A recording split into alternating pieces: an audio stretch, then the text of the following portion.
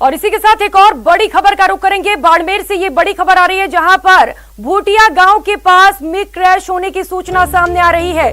सूचना मिलने पर पुलिस और प्रशासन मौके पर रवाना हो चुकी है। फिलहाल आपको बता दें कि पायलट पूरे हादसे में सुरक्षित बताया जा रहा है। तो बाड़मेर से ये खबर आपको बता रहे हैं, भूटिया गांव का ये पूरा मामला है, जहां पर मिग क्रैश हो चुका है। सूचना मिलने पर फिलहाल पुलिस और प्रशासन मौके पर रवाना हो चुकी है, लेकिन राहत की बात यह है कि पायलट पूरे हादसे में सुरक्षित है। तो मिग क्रैश हुआ है, लेकिन पायलट जो है वो सुरक्षित है। ये राहत की खबर है। फिलहाल पुलिस और प्रशासन मौके के लिए रवाना हो चुकी है।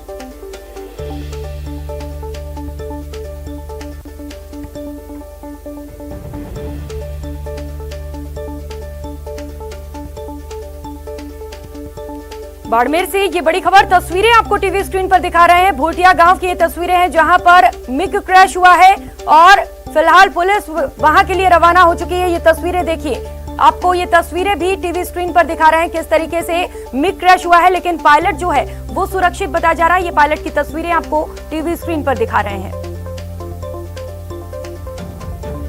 तो गांव वालों का जमावड़ा भी लग चुका है, आप देख सकते हैं। बड़ी संख्या में लोग वहां पर मौजूद हैं। पुलिस भी वहां के लिए रवाना हो चुकी है, प्रशासन रवाना हो गई है, तमाम अधिकारी मौके के लिए रवाना हुए हैं, लेकिन राहत की बात है, पायलट सुरक्षित है। प्रेमदान देथा हमारे साथ जुड़ चुके हैं। प्रेमदान, ये बड़ा हादसा हो सकता था, लेकिन राहत की बात है कि पायलट सुरक्षित है पूरे हादसे पर। बिल्कुल, सबसे बड़ी बात यह है कि इसमें पायलट अभी तक सुरक्षित है, और सबसे दूसरी बात यह कि अभी तक कोई भी जनहानि की अभी तक सूचना नहीं है, क्योंकि जैसे ही प्लेन क्रैश हुआ, सुनने वाले जो प्रत्यक्षदर्शी उनका कहना है किसी ढाणी में आग लगी है, लेकिन किसी भी तरीके की जनहानि नहीं हुई। घटना की जानकारी मिलने के बाद में बाड़मेर के पुलिस अधीक्षक आनंद शर्मा और जिला कलेक्टर ये दोनों मौके के लिए रवाना हो गए हैं। हालांकि उस एरिया को आर्मी एयरफोर्स के अधिकारी भी मौके पे पहुंचे, एरिया को कवर करने की कोशिश की जा रही है। साथ ही सदर थाना पुलिस की टीम भी मौके पे पहुंच चुकी है। तो सबसे राहत भरी खबर ये है कि उसमें पायलट सुरक्षित है और किसी तरीके की अब तक जनहानि नहीं है। बिल्कुल प्रेमदान, ये अच्छी खबर है कि किसी के जनहानि की सूचना नहीं है, लेकिन प्रेमदान, हादसा आखिर हुआ कैसे और क्या कुछ तस्वीरें निकल कर आ रही हैं इस दौरान? देखिए, मिग क्रैश होने की बाड़मेर में ये कोई पहली घटना नहीं है। इससे पहले भी 2-3 बार इस तरह की घटनाएं हो चुकी है, लेकिन ये मिग कौन सा है ये अभी तक एयरफोर्स के द्वारा पुष्टि होने के बाद में है, क्योंकि मिग 21, मिग 27 इस तरीके के हादसे यहाँ पर लगातार पहले भी 2-3 हादसे हुए हैं। तो इसमें देखने वाली बात यह है कि ये मिग कौन सा है, ये अपने आप में एयरफोर्स की पुष्टि के बाद में, लेकिन ये जो बाड़मेर के एयरफोर्स से जो मिग की उड़ान होती है, यहाँ पर रेगुलर ये एक्सरसाइज करते हैं, उसके दौरान ही इस तरीके का हादसा हुआ है। तो अभी तक मौके पे प्रशासन पहुंचने वाला है, एयरफोर्स भी मौके के लिए रवाना हो चुकी है, मौके पे पहुंचने वाली है। इस सब चीज में जैसे कोर्ट ऑफ इंक्वायरी होने के बाद में ये चीजें सामने आएगी कि आखिर ये हादसे होने के पीछे के लॉजिक कारण क्या है। प्रेमदान, आपने बताया कि पहले भी इस तरीके के हादसे हो चुके हैं, लेकिन बार बार इस तरीके के हादसे हो रहे हैं, आखिर इसके पीछे क्या कुछ लापरवाही है?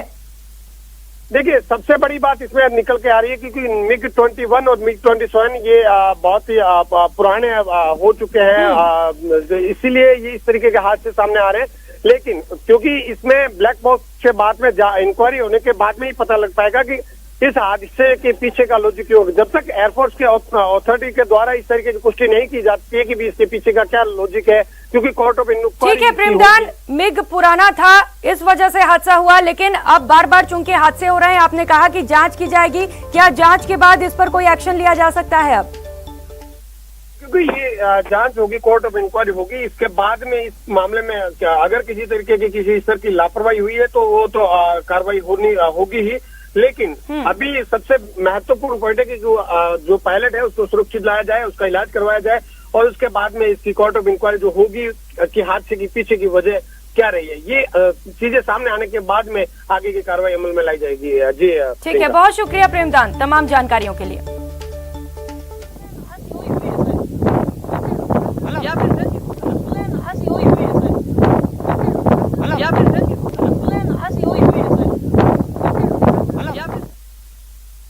और इसी के साथ एक और बड़ी खबर का रुख कर लेते हैं। जयपुर ग्रेटर नगर निगम से जुड़ी ये बड़ी खबर आपको बता दें, चुनिंदा व्यावसायिक गतिविधियों के लिए निगम में करवाना होगा पंजीयन। जी हाँ, अब अगर आपको कुछ काम कराना है तो निगम में आपको पंजीयन करवाना होगा।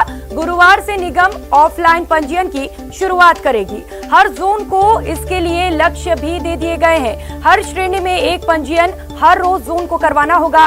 पिछले दिनों ग्रेटर निगम ने ये नियम बनाए थे। कोचिंग संस्थान, पुस्तकालय और वाचनालय, चिकित्सालय, नर्सिंग होम, डायग्नोस्टिक सेंटर और क्लिनिक, हॉस्पिटल, पीजी संचालन के लिए निगम में आपको पंजीयन करवाना होगा। वहीं तंबाकू उत्पाद विक्रेताओं को भी इसके लिए पंजीयन करवाना होगा। पंजीयन शुल्क के साथ ही आपको उपयोग और अनुमति शुल्क भी देनी होगी।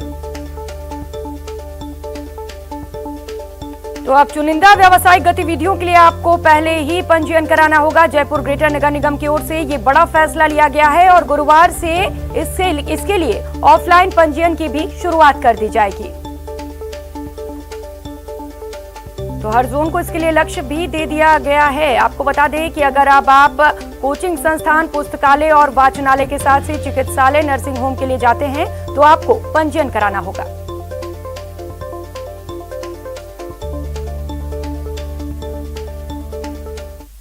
और चलिए रुक कर लेते हैं जयपुर की 10 बड़ी खबरों का।